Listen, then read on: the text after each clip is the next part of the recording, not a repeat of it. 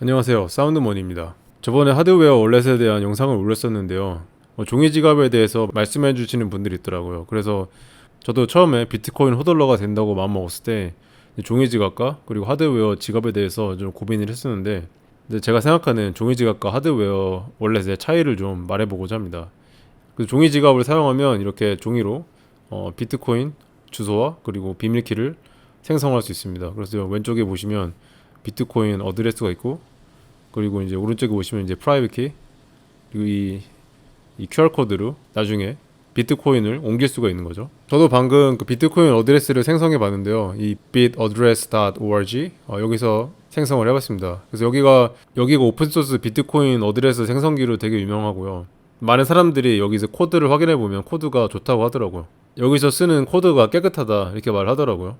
그래서 bitaddress.org 여기서 쓰는 것은 아마 괜찮을 것이다 이런 생각이 들고, 근데 이제 제가 생각하는 좀 종이 이제 지갑의 문제점들이 좀 있거든요. 그것들을 좀 얘기를 해보고자 합니다.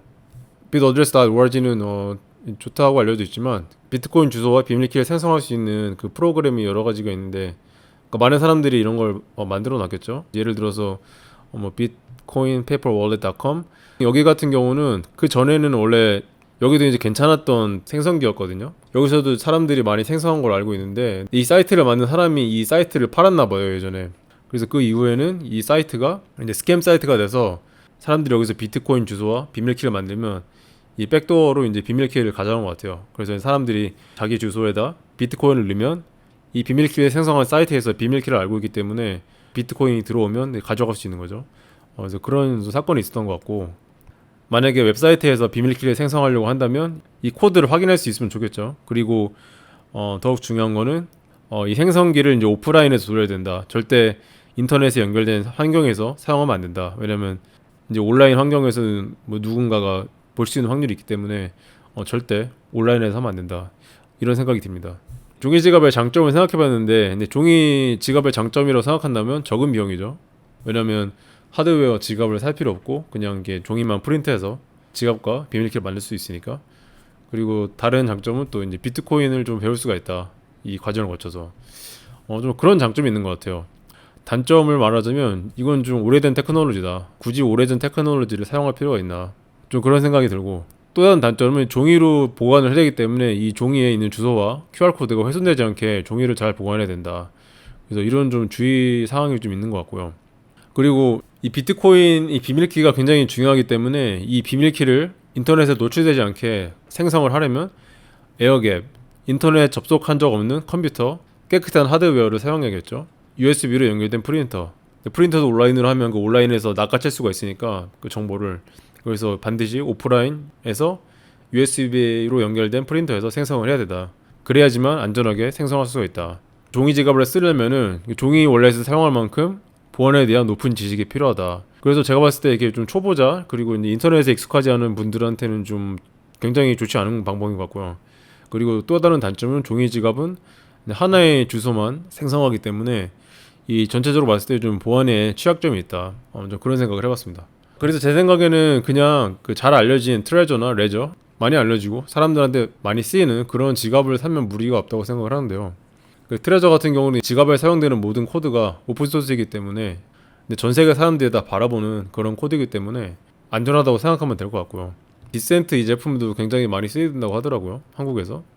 아마존, 미국 아마존에서도 확인해 보니까 디센트도 꽤 많이 쓰는 것 같습니다. 미국 아마존 웹사이트를 보면 이 디센트 지갑이 꽤 인기가 있는 것 같아요. 별도 많이 받고 많은 사람들이 잘 쓰고 있는 걸로 보여집니다. 근데 판매자가 이제 공식 판매자인지는 모르겠어요. 여기서 파는 게. 제 생각에 제일 좋은 방법은 공식 판매처 홈페이지에 사는 게 가장 안전하고, 그 다음으로 안전한 것은 공식 판매처, 회사가 직접 이제 승인하는 그런 판매처에서 사는 게 안전하겠죠. 종이 지갑에 비교한 하드웨어 지갑을 얘기를 해보면 지갑 안에서 모든 게 해결하기 때문에 초보자가 보안을 지키기가 비교적 쉽다. 이런 생각이 듭니다. 종이 지갑을 사용하려면 컴퓨터 보안에 대해서 굉장히 많이 신경을 써야 되지만, 하드웨어 지갑 같은 경우는 하드웨어 그 칩 안에서 다 되기 때문에 컴퓨터에 대한 보안이 너무 철저하지 않아도 비교적 안전하다. 하드웨어 지갑에서 생성된 니모니 키, 보통 12개나 24개 단어로 키가 나오죠. 그걸 적어서 오프라인으로 보관하면 안전하다. 그래서 절대 니모니 키는 오프라인 백업과 하드웨어 지갑을 제외한 다른 곳에 입력하면 안 된다.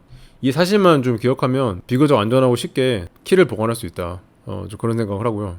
그리고 이제 이 니모니 키만 잘 오프라인으로 안전하게 보관하면 다른 하드웨어 지갑으로 언제든지 복구가 가능하니까 너무 걱정할 필요 없고요. 다른 하드웨어 지갑으로 언제든지 복구가 가능합니다. 그래서 이 니모니 키 12개, 24개 단어 이것만 잘 지키자. 간단하죠, 되게. 그리고 또 하드웨어 지갑이 좋은 게 이제 이 니모니 키를 통해서 HD 월렛을 만들면 이제 매번 거래 시에 새로운 주소를 형성할 수 있거든요. 그래서 이게 보안에 굉장히 좀 좋다고 볼 수 있겠습니다. 그래서 예를 들어서 한 개 주소에 이제 모든 코인을 담는 대신에 여러 개의 주소를 만들어서 코인을 분산해서 담는 거죠. 예를 들면 어떤 사람이 다른 사람들과 거래를 하는데 한 개의 주소만 쓰면 그 거래를 하는 사람들이 그 주소에 대한 정보를 볼 수가 있겠죠. 이게 공개적으로 다 있는 거니까. 그래서 이제 거래하는 상대에 따라서 다른 주소를 생성해서 그 사람한테만 그 주소를 줄 수도 있고, 보안에 있어서 굉장히 이 HD 월렛을 쓰는 게 중요하다 이렇게 생각을 합니다. 그리고 하드웨어 지갑 안에서 이제 필요할 때마다 패스프레이즈를 만들기도 쉬운데요. 그래서 예를 들어서 니모니 키가 하나가 있으면 거기에 이제 지갑이 생기잖아요. 그래서 지갑에서 주소 1, 주소 2, 주소 3 계속 주소를 생성할 수가 있죠. 그런데 예를 들어서 근데 이 지갑도 좀 여러 개로 만들고 싶다. 그러면 이제 패스프레이즈를 넣어서 새로운 비밀 암호를 설정해서 이제 비밀 지갑을 만듭니다. 그래서 그 비밀 지갑 안에서도 주소 1, 주소 2, 주소 3 이렇게 해서 주소를 계속 또 만들 수가 있고, 그리고 또 이제 여러 가지 또 비밀 지갑을 만들 수가 있죠. 두 번째 비밀 지갑, 세 번째 비밀 지갑 이렇게 해서 이제 분산해서 보관할 수도 있다. 그래서 필요에 따라서 코인을 분리 보관할 수 있다. 예를 들면 거래소에서 거래한 코인과 아니면 이제 직접 사람들과 P2P로 거래한 코인 이걸 나눠서 보관하는 방법도 있겠죠. 이게 좀 중요한 게 예를 들어서 거래소에서 코인을 사게 되면 이제 우리가 그 개인 정보를 주잖아요, 거래소한테. 그러니까 우리가 산 코인을 하드웨어 지갑에 전송을 하면 거래소에 우리의 정보가 있기 때문에 그 지갑의 주소와 우리의 정보가 이렇게 연결이 되는데, 근데 서로 이제 P2P로 사람들과 교류를 하게 되면 자기의 정보가 남지 않고 익명으로 남잖아요. 이렇게 P2P로 하는 경우에는 보통 프리미엄이 굉장히 높더라고요. 그래서 약간 어떻게 보면 익명성에 대한 프리미엄이죠. 그래서 사람들이 비트코인을 더 비싸게 주고 사는데, 근데 이걸 이제 거래소 코인 산 주소와 P2P로 이제 개인 거래한 주소를 섞어버리면은 의미가 없어지는 거겠죠. 이미 이제 거래소에서 확인이 된 주소인데 여기에 P2P로 산 코인을 넣어버리면 이 두 개가 섞여버리니까 P2P로 비싸게 해준 코인에 대한 의미가 없어지는 거겠죠. 그렇게 되면. 그래서 이렇게 하지 말고 패스프레이즈로 지갑을 하나 더 만들어서 이렇게 따로 뭐 보관한다거나 이런 방법도 있기 때문에 하드웨어 지갑이 다양한 측면에서 주소를 관리하는데 더 활용성이 높다, 훨씬 편리하다 이렇게 생각할 수 있습니다.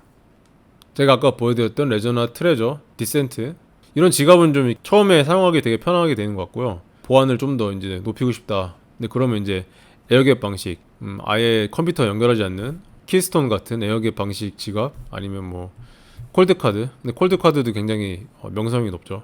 이것도 사람들이 많이 사용하는 되게 유명한 지갑이죠.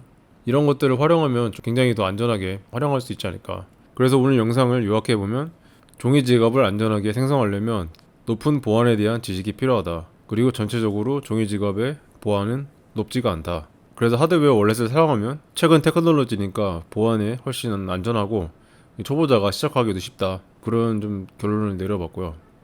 그리고 완벽한 보안은 없으니까 일반적인 뭐 레저나 트레저 같은 하드웨어를 시작하면서 보안을 좀 더 업그레이드 하고 싶다. 이렇게 하면 컴퓨터에 접속을 아예 안 하는 에어갭 방식이나 아니면 뭐 여러 가지 하드웨어 월렛을 사용하는 멀티시그 방식을 사용할 수도 있겠죠.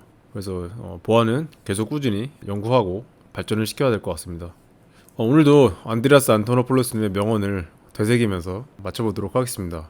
당신이 키를 가지고 있으면 비트코인은 당신의 것이다. 당신이 키를 가지고 있지 않으면 비트코인은 당신의 것이 아니다.